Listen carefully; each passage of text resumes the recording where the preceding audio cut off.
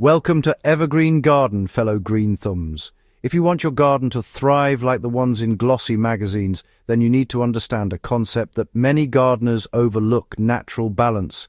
This is what separates extraordinary gardens from ones that struggle no matter how much effort or fertilizer you throw at them. Today, I'll walk you through exactly what natural balance means, why it is the backbone of every healthy garden, and how you can apply it in your own backyard. By the end of this guide, you'll know how to create a garden ecosystem that practically runs itself, while maximizing growth, beauty, and yield. And don't forget to subscribe and leave a comment below with your experiences. This community grows stronger when we share what works. Many gardeners focus only on planting and watering, but soil is the true heart of your garden. A strong garden begins with soil that's alive with beneficial organisms, earthworms, bacteria, fungi, and microfauna all working together. These organisms break down organic matter, make nutrients available to plants, and even protect roots from disease. A weak garden often has soil that is lifeless, compacted, or chemically imbalanced. To achieve natural balance in your soil, start by testing it. You can use a simple soil test kit to measure pH, nitrogen, phosphorus, and potassium levels. Most vegetables and flowers prefer a slightly acidic to neutral soil, around 6.2 to 7.0 pH. If your soil is too acidic, adding finely ground limestone can raise it, while elemental sulfur can lower it if it's too alkaline. Next, feed your soil with organic matter. Compost is the gold standard here. A rich layer of well-rotted compost, about 2 inches thick, mixed into the top 6 inches of soil can dramatically improve fertility. For heavier clay soils, combine compost with coarse sand to improve drainage. For sandy soils, compost will help retain water and nutrients.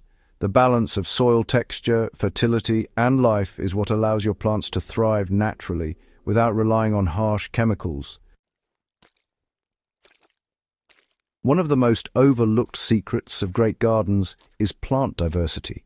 Planting the same type of crop in a large area, monoculture, invites pests and diseases to take over. A naturally balanced garden mimics nature, where a variety of plants coexist, each playing a role in the ecosystem. For example, interplanting legumes like beans or peas with leafy vegetables not only maximizes space but also enriches the soil. Legumes fix nitrogen from the air into the soil, feeding nearby plants naturally. Companion planting is another way to maintain balance. Marigolds planted near tomatoes, for instance, can reduce nematodes and attract beneficial insects. Herbs like basil, thyme, or rosemary around vegetables can repel harmful pests while attracting pollinators. A diverse garden doesn't just look stunning. It reduces disease pressure, improves soil fertility, and supports the beneficial insects that keep your garden healthy. Even with perfect soil and diverse plants, a garden will struggle if watering is inconsistent or unnatural. Nature rarely floods or starves plants, and neither should we. Great gardens understand the rhythm of water and adjust to the needs of each plant type. Overwatering is one of the most common mistakes in weak gardens. Roots need oxygen to thrive, and constantly soggy soil suffocates them, inviting root rot and fungal problems. A practical approach is to water deeply but less frequently, encouraging roots to grow downwards in search of moisture. Mulching around plants with straw, wood chips, or leaf litter can reduce evaporation and stabilize soil temperature. In raised beds or areas with sandy soil, drip irrigation systems or soaker hoses can maintain a steady moisture balance. A simple ratio to keep in mind is approximately 1 inch of water per week per plant, adjusted for rainfall and soil type. Observing the soil, not just following a strict schedule, is the hallmark of a naturally balanced watering strategy. In a naturally balanced garden, pests rarely get out of control because every organism has its role. Ladybugs, predatory beetles, and parasitic wasps help keep aphids and caterpillars in check. Birds eat slugs and snails. Even the occasional weed can serve as a refuge for beneficial insects. The key is to avoid overusing chemical pesticides, which kill helpful organisms along with pests, disrupting the garden's natural equilibrium.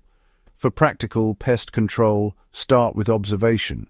Identify the pest, understand its life cycle, and introduce natural predators or companion plants. For instance, planting nasturtiums near cabbage can attract aphids away from the main crop. Neem oil or insecticidal soap can be used sparingly, but your goal should always be to support natural checks and balances. The healthier your garden ecosystem, the less you will need to intervene. Even the best soil can benefit from occasional supplementation.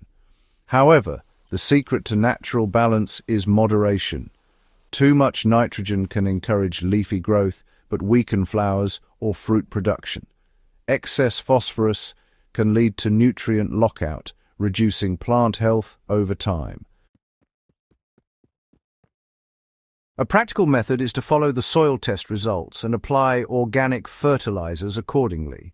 For instance, adding a tablespoon of bone meal around flowering plants supports blooms, while a light side dressing of composted manure can enhance vegetable yields. Liquid seaweed or fish emulsion can be applied every 2 to 3 weeks to provide micronutrients and stimulate microbial activity. By feeding the soil first and using fertilizers judiciously, you maintain a self-sustaining system where plants thrive naturally. A garden is not static, it changes with the seasons, and successful gardeners anticipate and plan for these shifts. Crop rotation is one way to maintain balance. Planting tomatoes in a different bed each year, for example, prevents soil-borne diseases and nutrient depletion. Cover crops, like clover or rye, can protect soil in the off-season, fix nitrogen, and add organic matter when turned under. Pruning, mulching, and timely harvesting are also part of seasonal balance. Removing spent flowers and foliage prevents disease buildup and encourages new growth. Mulch should be refreshed seasonally to maintain soil protection. By aligning your gardening practices with seasonal rhythms, you keep your garden vibrant and productive year-round. Finally, the greatest advantage of a naturally balanced garden is that it allows you to become a true observer. Weak gardens demand constant intervention. Strong, balanced gardens communicate with you.